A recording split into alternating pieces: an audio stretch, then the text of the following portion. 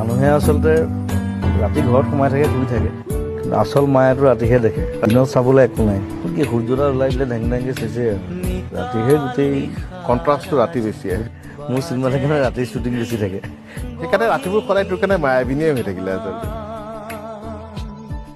খাৰাজি বাজে কি গহীন গান, উৰি যাব খোজে মোৰ আকুল উদাস প্ৰাণ, উৰি যাব খোজে মোৰ আকুল উদাস প্ৰাণ, নিতাল নিশাৰাজি বাজে কি গহীন গান।